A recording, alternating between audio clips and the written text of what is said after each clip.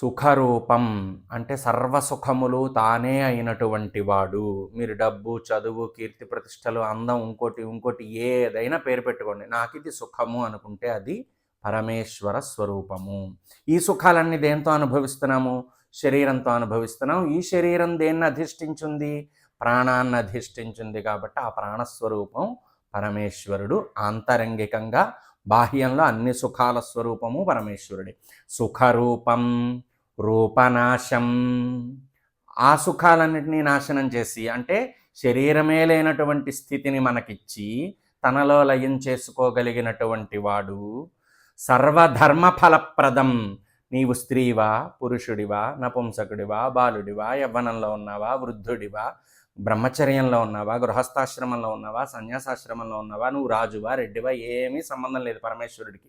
అంటే ఏ ధర్మంలో ఉన్నవాడు ఆయా ధర్మాలను ఆచరించినట్లయితే ఆయా ధర్మానికి అనుగుణంగా ఫలములు వేరువేరుగా ఉంటాయి. కానీ సర్వేశ్వరుడు కనుక సర్వధర్మ ఫలప్రదం, అన్ని ధర్మములకు ఫలములను అనుగ్రహించగలిగిన వాడు. సర్వధర్మ ఫలప్రదం అతీంద్రియం, ఇంద్రియములకు అతీతమైనటువంటి వాడు. అంటే శబ్ద, స్పర్శ, రూప, రస, గంధ, వాక్కు, బుద్ధి, మనస్సు ఇవన్నీ శరీరాన్ని అధిష్ఠించి ఉంటే వీటితో తెలుసుకోలేనటువంటి దివ్యమైన స్వరూపం కలిగినటువంటి వాడు.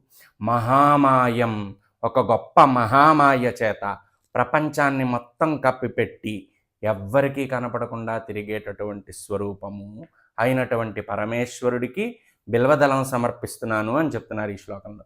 మళ్ళీ చెప్తాను, శ్రద్ధగా వినండి.